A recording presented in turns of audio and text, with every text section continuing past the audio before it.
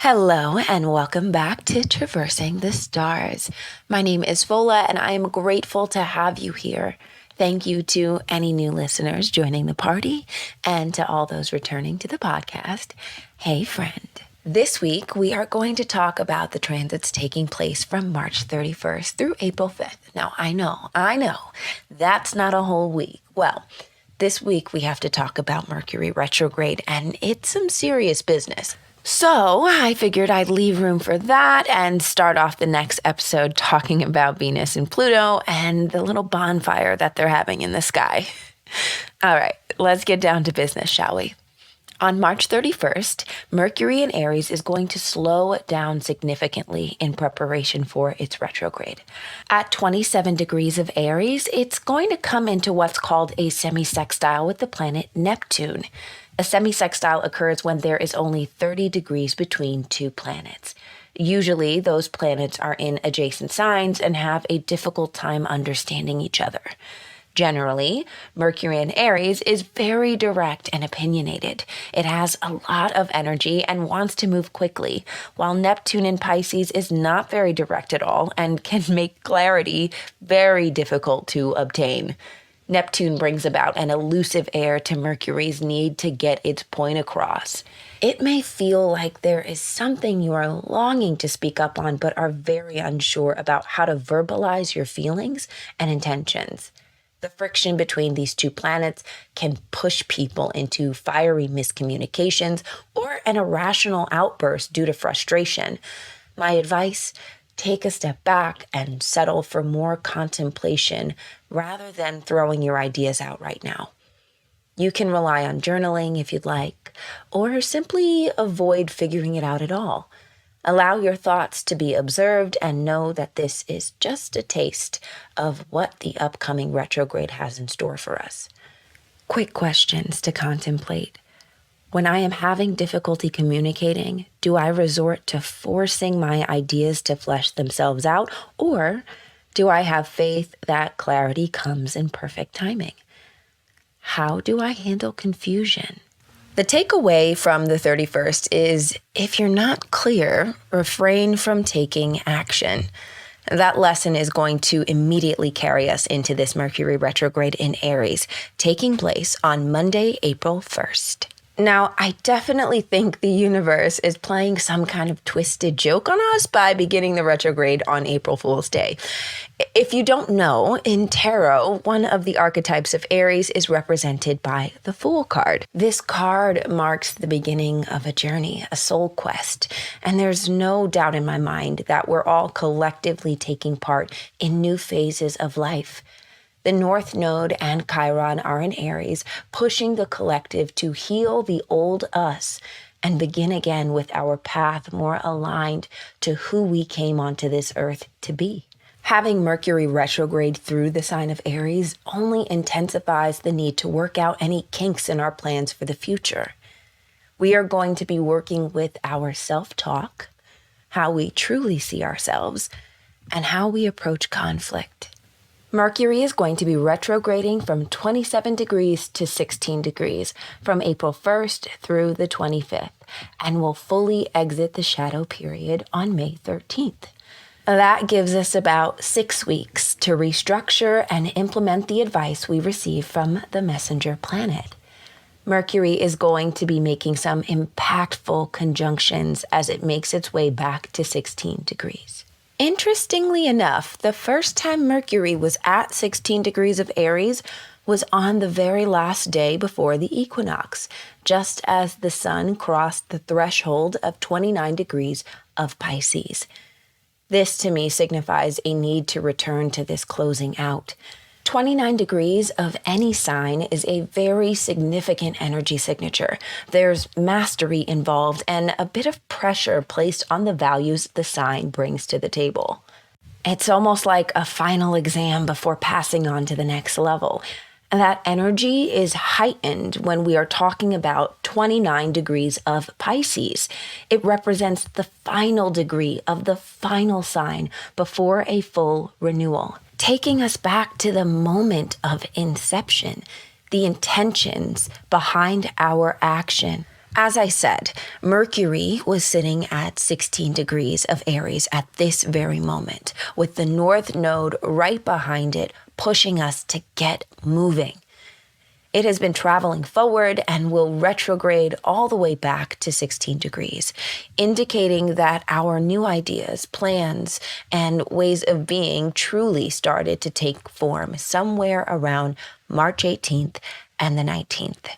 We have been taking action towards them, following our Fool-like inspiration, and have hit a point in which we need to reconfigure our approach. We are working ourselves all the way back to before the sun began its new journey.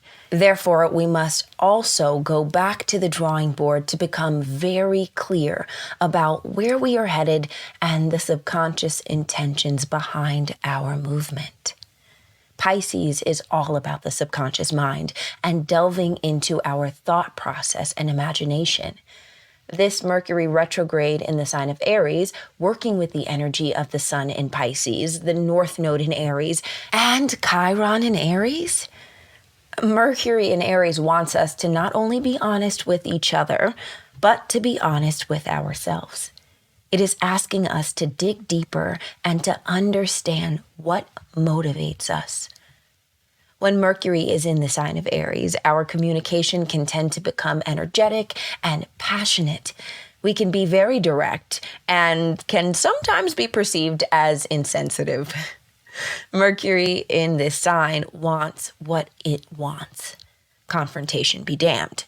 It can also forget to do the long-term planning before making a decision and have no consideration for the consequences of being so impulsive. As retrogrades often do, the ways in which we have been moving will be brought into question.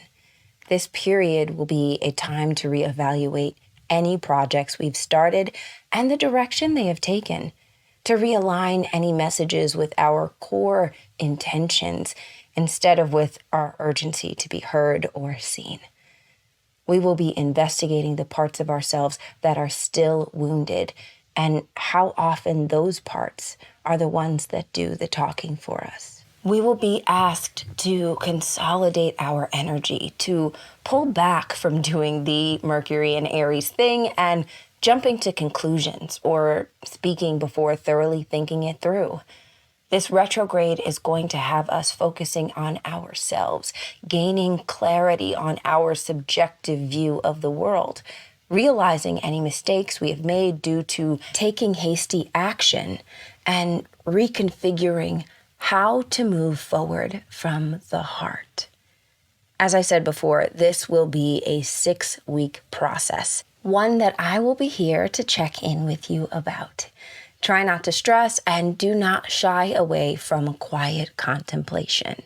Remember that anything worthwhile usually takes some time to put into motion and should not be rushed.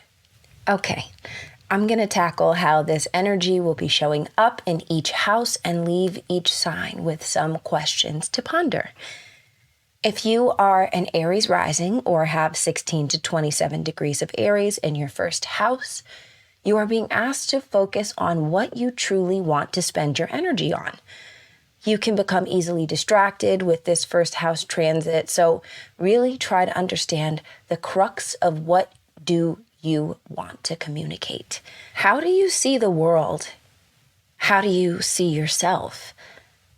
How does your communication stem from those two answers? If you are a Pisces rising or this transit is showing up in your second house, your financial planning and contract negotiations are coming up, as well as a need to define your values. How are you spending money? How much value do you place in yourself? And how does that show up in the way you are compensated? Does your communication style reflect your own personal values and standards? For my Aquarius risings and anyone experiencing a third house transit, you are taking a look at your intellectual pursuits. This is also the house of communication, so the energy of Mercury and the mind is intensified. You are working on patience and clarity. Do you have a system put into place to filter your ideas before disseminating them? How do you know an idea is fully baked and ready to be served to the people? Can you get caught up in seeing things from a narrow point of view? How does your communication style affect others? For my Capricorn risings and all who have 16 to 27 degrees of Aries in the 4th house of their chart, you are being asked to reflect on past events, intimate feelings, and patterns learned in childhood. This can be a time to get clear about any changes made in the home and why they are being implemented. How do you speak to your old friends and family members? How have you always spoken to yourself? Does honesty have to hurt?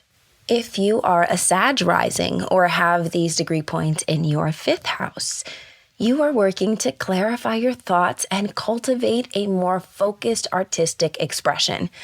Does competition inspire your creativity or make you lose sight of the big picture of what you long to present? How can your ego or passion get in the way of your own artistic vision? How can you refine your creative pursuits and take the time to present and cultivate something you are deeply passionate about in a way that is received and understood? What can you do to give yourself a proper stage? If you're a Scorpio rising or having a 6th house transit, you are readjusting your health habits, work-life balance, and curbing any nervous energy. Ask yourself, how can I be more aware of my critical nature? How can I infuse a tender tone into any critiques I give to others or to myself? Do I tend to overload myself with tasks at home or at work? What practices can I implement to help myself avoid burning out? For my Libra risings and those who have Mercury traveling through their 7th house, you are addressing difficulties in your partnerships. How can I communicate my needs effectively? How long do I allow my needs to go unmet before speaking up? How can I avoid having to communicate from a place of lack? What does communicating from a full cup look like? This is for my Virgo risings and anyone experiencing an 8th house transit. You are taking a look at your joint interests and contracts, as well as investigating your personal power and hidden truths. What does a win-win look like for me? Is there any more balance I need to bring to my investments or joint ventures? Where do I derive power from? Is it from inside myself or from outside voices? What makes me feel powerless? How can I deepen my relationship with myself and allow that intimacy to provide me with a more stable sense of strength? If you are a Leo rising or experiencing a 9th house transit, this retrograde is asking you to check all of your written work, carefully plan out your trips, and make sure your beliefs align with who you are evolving into.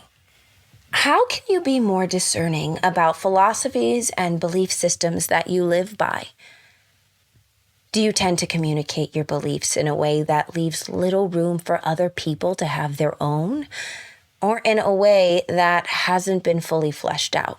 How can you implement more effort into understanding the beliefs of others? How do rules made by others make you feel? For my Cancer risings and those who have 16 to 27 degrees of Aries in their 10th house, you are being asked to evaluate your professional image and branding. How do you interact with others in your industry? How do you present yourself and your goals? Are you headed towards them? How can you make sure you are preserving the legacy and reputation you truly desire? Are you in the process of learning any new skills to help you move forward in your career? This is for my Gemini risings and others going through an 11th house transit. It is time for you to examine your higher goals and step into a position of leadership. It is also important to remember that the best Leaders are impeccable listeners. How can you best bring your ideas to the group? How can you communicate in a way that initiates and activates others rather than instructing them? Are you actively engaging with others to see things from and understand their perspective? Do you have a tendency to disregard certain concerns being brought to your attention? What steps can you take to become a true advocate for the group? Finally, my Taurus risings and all who are working with this energy in the 12th house. You are re-examining your self-talk, curbing impatience with the self, and working through inner frustration. First off, allow your breath to become your best friend throughout this retrograde. Whenever you find yourself becoming frustrated or angry, drop into your breath. Focus on the wave of air filling your belly and chest, and release any inner turmoil on the exhale. Then ask yourself these questions. How can I be more responsible for the way I speak to myself? How do I counteract the inner critic? Do I deserve the same patience I extend to others? What fears or insecurities spark my anger? How can I allow my imagination to manifest in the outside world? All right, y'all. We've made it to the end of this week's podcast. Feel free to ask any questions that you have in the comment section. I will be more than happy to answer them. Like I said earlier, I will be dropping another episode shortly to go over the other planetary interactions of this upcoming week. Thank you so much for your presence. I hope I was able to give you the insight you're looking for. Be safe out there during this retrograde season. Try not to get into any fights, if you can help it. Oh, and don't forget, you belong. Until next time, bye. Bye now.